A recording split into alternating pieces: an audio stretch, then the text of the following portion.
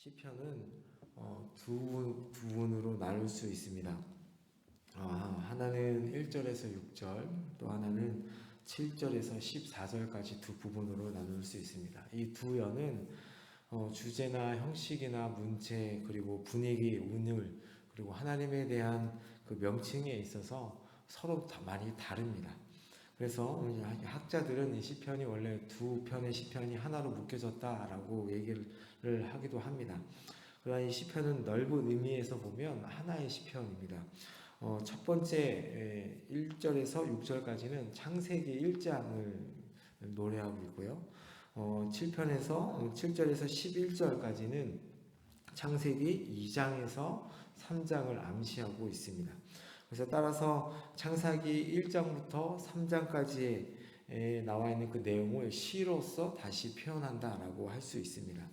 그래서 이 시편은 첫 번째로는 창조주 하나님에 대해서 하나님의 그 영광을 노래하고 있고, 또한 우리에게 율법을 주신 그 하나님을 뒤편에서 노래하고 있다라고 얘기할 수 있습니다.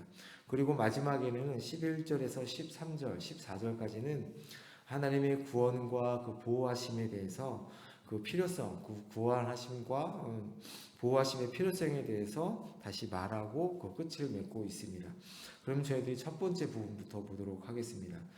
이 세상은 다 하나님을 증거합니다. 이 세상에 있는 모든 피조물들은 창조주 하나님의 영광을 다 나타냅니다.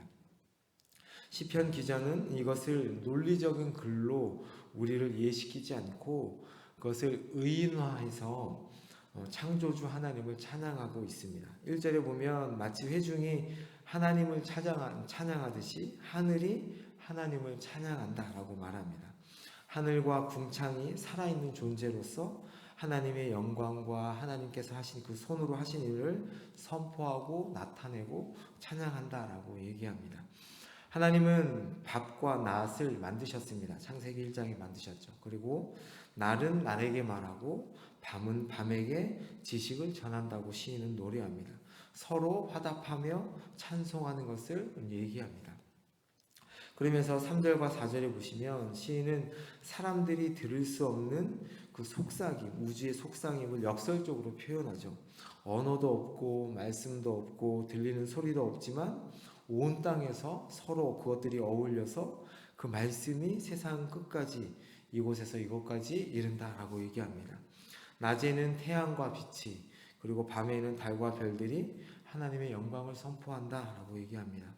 비록 그것들은 무생물이기는 하지만 이들을 통한 그 영광의 선포는 적극적으로 하나님께서 이 땅을 창조하신 하나님이다라는 것을 나타낸다라고 얘기합니다.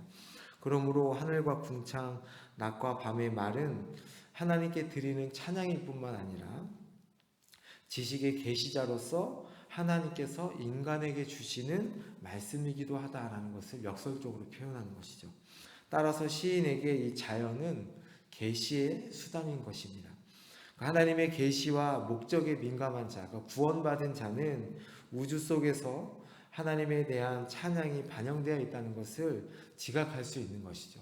이 만물을 보면서 이것은 다 하나님을 찬양하고 있구나 라는 것을 구원받은 자는 알 수 있지만, 하나님을 모르는 자들은 아무리 멋있는 자연을 보아도, 만물을 보아도 그것으로 그냥 끝입니다. 좋다라고 끝나지만, 하나님을 지각하는 자들은 그 만물이 하나님으로부터 왔다는 것을 아는 것입니다. 시인은 이렇게 하나님의 영광에 대한 하나님의 선포를 선언한 후에 태양을 하나님의 창조 가운데 최고의 업적으로 표현합니다. 이 시편에서 이 태양은 하나님의 영광을 상징합니다. 하나님은 태양을 위해 하늘에 장막을 치셨는데 매일 아침이 되면 휴식처로부터 태양이 나오니 밤은 태양의 휴식처라고 생각한 데서 비롯되는 그 표현입니다. 그래서 5절에 보시면 그 방에서 나오는 신랑과 같다라는 말은 일출을 신랑이 결혼을 거행한 방에서 나오는 모습에 비유한 것입니다. 매일 아침 해가 동쪽 지평선에서 떠오르는 모양을 생생하게 묘사한 것이죠. 하늘 이 끝에서 저 끝에 이르는 태양의 움직임을 통해서 우리는 매일 맞이하는 평범한 하루가 우주 질서를 창조하신 하나님의 영광이며 하나님께서 운행하시는 세계임을 노래하는 것입니다. 그리고 나서 7절에서 11절은 여호와의 가르침, 그러니까 토라를 통한 계시가 어떻게 표현되고 있는지 얘기합니다. 시인은 시선을 바꿔서 율법, 그러니까 토라, 원문에는 토라라고 계속 표현하고 있거든요. 그래서 율법, 곧 여호와의 가르침을 찬미하면서 묵상합니다. 이 율법이 어떤 성격을 지녔고 어떤 유익이 있고 얼마나 소중한지를 치밀하게 6가지를 통해서 얘기합니다. 이 율법은 완전하고 확실한 것으로 규정하고 있고요. 이 율법의 완전함은 우리의 영혼을 소생시킨다. 그리고 그 증거의 확실함은 우둔한 자를 지혜롭게 만든다라고 얘기합니다. 또 여호와의 교훈은 정직하여서 마음을 즐겁게 한다라고 표현합니다. 이 교훈이라는 것도 토라처럼 이 율법처럼 삶의 방향을 안내하는 훈련 명령으로서 사람의 의지와 정신을 즐겁게 한다라고 얘기합니다. 또 여호와의 계명은 순결하여 눈을 밝게 합니다. 순결한다라는 것은 불순물이 없는 깨끗한 것이죠. 그래서 이 토라를 통해서 이 율법을 통해서 이 세상을 바라보면 눈이 밝아져서 이 세상의 이치를 다 보게 된다라고 얘기합니다. 여호와를 경외하는 것은 정결하여 영원까지 이른다라고도 표현하고 여호와의 법은 진실하여 다 의롭다고 말합니다. 그래서 이 시편 기자는 토라를 비유와 암시로 풍부하게 묘사하죠. 율법이다, 계명이다, 증거다, 교훈이다, 도다, 그리고 법이다라고 하는 얘기하는데 이것은 다 무엇을 얘기하냐면 토라, 하나님의 말씀을 얘기하는 것입니다. 태양의 온기가 앞에서 얘기했던 태양의 온기가 모든 생명들을 유지하게 하고 이들을 풍성하게 하는 것처럼 여호와의 율법, 여호와의 말씀은 인간의 생명을 소성케 하고 번성하게 한다라는 것을 이렇게 표현하고 있습니다. 이 토라의 가치는, 이 율법의 가치는 금, 곧 많은 정금보다 더 높고 그것보다 더 사모할 것이며 그 맛은 송이꿀보다 더 달다고 표현합니다. 금보다 더 좋은 가치를 지니고 있고 인간에게 참된 만족과 즐거움을 준다라는 의미입니다. 또 11절에 보시면요, 경고를 받는다라고 얘기하고 있잖아요. 그것은 하나님의 이 토라는 하나님께서 사람의 심령에 비추는 햇빛과 같은 것으로 사람의 마음에 있는 그 욕정과 그것을 부추기는 죄악의 모습을 정확히 보게 함으로써 우리의 영혼이 파멸에 빠지지 않도록 경고를 해준다라는 의미입니다. 그래서 12절에 자기의 허물을 능히 깨달을 자 누구리요? 라는 말씀이 나오는 것이죠. 하나님의 율법을 통해서 자신의 죄악을 깨달은 자에게서 나오는 자연스러운 고백입니다. 자신이 미처 알지 못하는 죄악에 대해서도 뒤에 용서를 구합니다. 뿐만 아니라 13절에 당신의 종을 알면서도 범하는 뻔뻔스러운 죄로부터 지켜주십시오라고 기도합니다.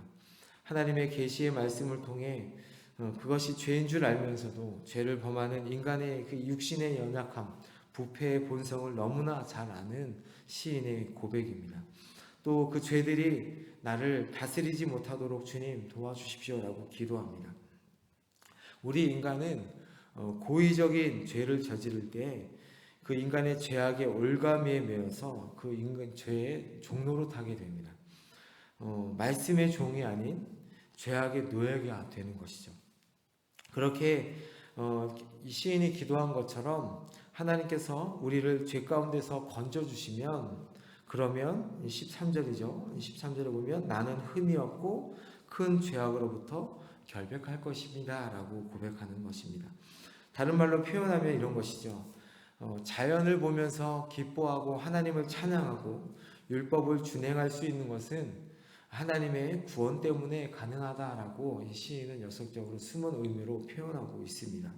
그러면서 14절에 뭐라고 얘기하냐면 주 앞에 자신이 온전히 연락되기를 원하는 자로서 헌신을 다짐하며 이 시를 마무리하고 있습니다. 이 시편이 왜 만들어졌는지 목적을 밝히고 있습니다. 자신이 하나님께 제물이 되기를 원하기 때문에 이 시편을 쓰고 있다라고 얘기합니다. 이 시의 처음에 시인은 하늘의 찬양으로 시작하였습니다. 이제 자기의 입의 말로 결론을 내리죠. 하늘이 하나님의 영광을 선포하는 것처럼 이 시편의 시인도 하나님을 찬양하기 원하며 주께서 천사들의 찬양을 받으시는 것처럼 시인의 기도와 묵상을 받으시기를 구하며 이 시를 마치고 있습니다. 오늘 우리는 만물을 보면 그 속에 하나님의 영광과 그 손으로 하신 일들을 우리는 볼 수 있습니다. 피조물 중에 하나님의 영광스러운 통치를 가장 잘 보여주는 것 중에 하나가 바로 이 태양을 통하여서 이 시인은 하나님의 영광을 찬양합니다. 이 세상의 모든 것이 해의 온기 아래서 생명을 유지하듯이 하나님의 율법이 인간의 영혼의 해가 되어서 인간의 영혼을 소성시키고 인간의 영혼에 생명을 주는 것처럼 그것을 노래하고 있는 것입니다. 이 율법은 완전하고 신뢰할 만하고 정의로워서 곤고한 자에게 생기를 주고 성숙지 못한 자에게 지혜를 주고 눌린 자에게 즐거움을, 우둔한 자의 눈을 밝혀줍니다. 그래서 이 세상에 그 어떤 것보다도 귀하고 또 우리에게 유익을 주는 것은 없다고 시인은 노래하고 있습니다. 그러므로 이 말씀을 우리 입에 두고 또 마음에 두고 살아가는 삶을 통하여서 주님께 연락되는 우리의 삶이 되기를 원합니다. 또한 이렇게 좋은 날씨를 주시는, 이 환경을 주시는, 만물을 주시는 하나님을 찬양하는 여러분이 되시기를 예수님의 이름으로 축복합니다. 제가 잠시 기도하겠습니다. 우리의 창조주 되시는 아버지 하나님, 이 세상의 만물을 보며 하나님의 영광과 다스리심을 깨닫게 하시고 하나님께 영광을 돌리며 찬양하는 자가 되게 하여 주옵소서. 이 세상이 그 어떤 것보다 말씀을 귀하게 여기고 가치 있게 여겨서 말씀을 통하여서만 참된 유익을 얻게 하시고 매일매일 말씀을 입술과 마음에 새기며 살아가는 저희들이 되게 하여 주옵소서. 그렇게 살아감으로 하나님께 연락되는 삶을 사는 저희들이 되게 하여 주옵소서. 예수님의 이름으로 기도합니다.